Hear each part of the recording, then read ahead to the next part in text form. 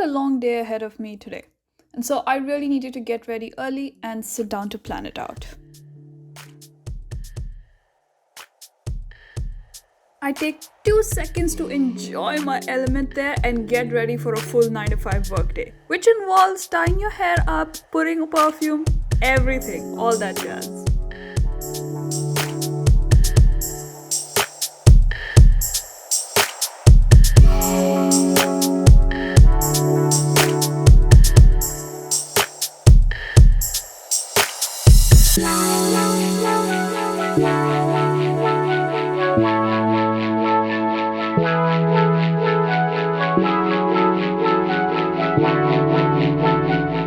I'm starting to get bored, but I know I can't stop working right now. So while I push forward, this is your chance to go and subscribe to the channel if you haven't already, and go check out my Instagram where I put out these really cool photos of nature I take, and I also ask you some really important questions on what you want to see on this inventory.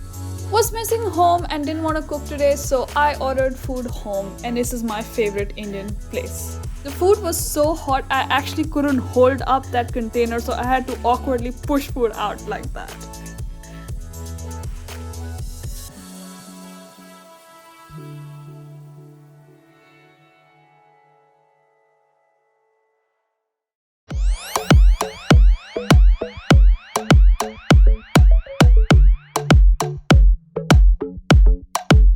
That's me finishing up 25 to 30 minutes of hardcore Zumba, and I am exhausted.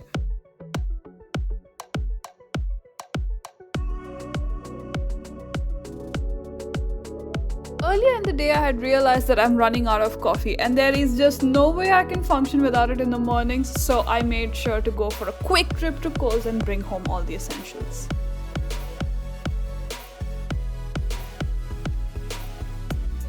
I was on a roll, so on a tangent, I cleared up the kitchen, did up the dustbin, set everything back in its place, and then went and had bath to start fresh again.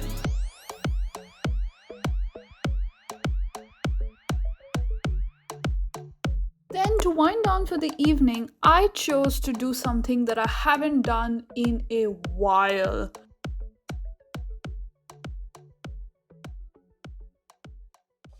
So I guess when I was in first year, I went to a networking sort of event sort of thing where they had called doctors and neuroscientists, ED professionals, all people from the medical field to come in and just talk to the students, tell them what each specialty looks like, what you would need to do to get there, what it is like to be a doc, all of those things.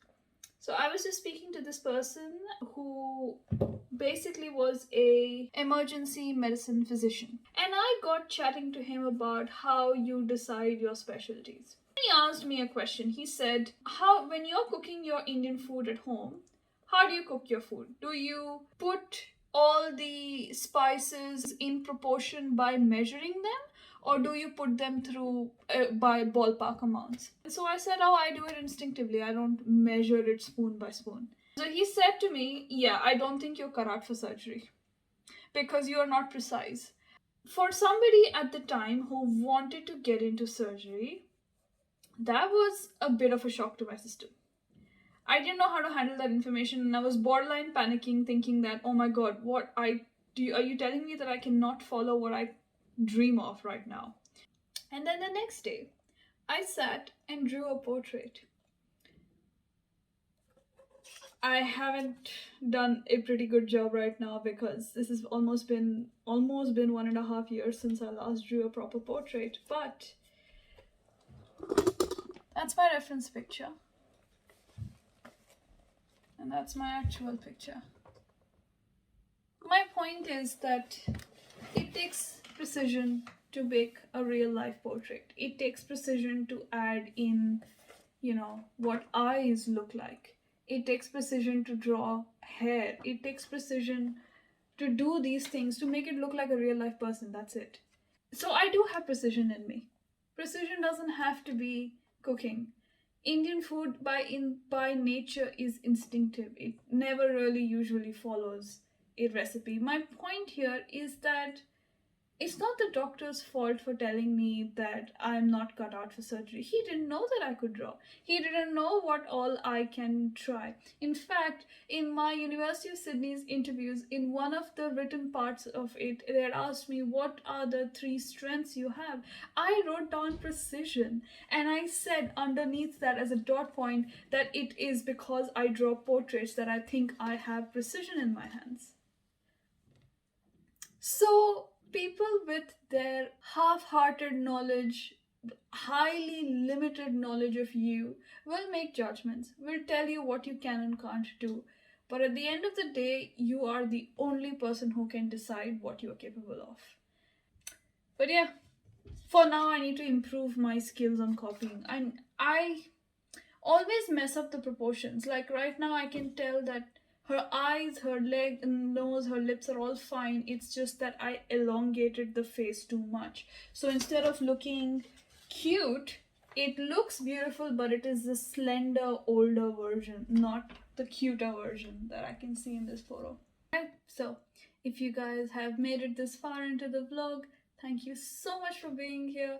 And if you liked how today went, how we brought up a few parallels with what you should do with your everyday lives, make sure to like this video, share it around to anybody who might find it useful. And if you like how a day of an international med student in holiday looks like, and you want to see more of what I do in the coming year, then subscribe to this channel and make this inventory your own. But until next Friday,